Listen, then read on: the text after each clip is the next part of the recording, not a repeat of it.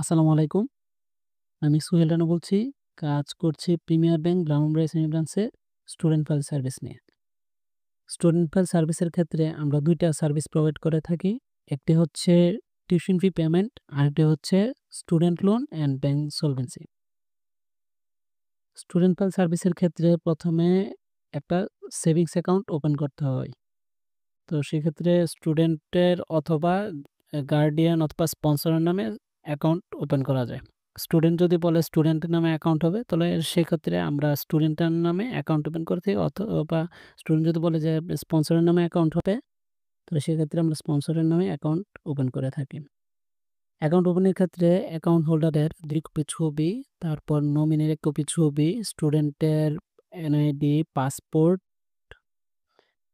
তারপর নমিনির এনআইডি লাগে। আর স্টুডেন্ট যেহেতু ইনকাম করে না, তো সেক্ষেত্রে ফ্যামিলিতে যিনি ইনকাম করেন তার ইনকাম সোর্সের একটা ডকুমেন্ট এখানে দিতে হয়। ইনকাম সোর্সের ডকুমেন্ট বলতে এখানে যদি যিনি ইনকাম করেন, যদি তিনি চাকরি করেন, চাকরির ডকুমেন্ট, যদি ব্যবসা করে থাকেন তাহলে ব্যবসার ডকুমেন্ট এখানে দিতে হয়। টিউশন ফি পেমেন্টের ক্ষেত্রে স্টুডেন্টদেরকে কিছু এক্সট্রা ডকুমেন্ট দিতে হয়।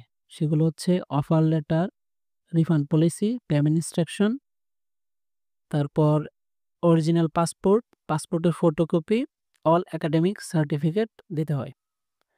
টিউশন ফি পেমেন্টের ক্ষেত্রে আমরা একদিনই টিউশন ফি পেমেন্ট করতে পারি।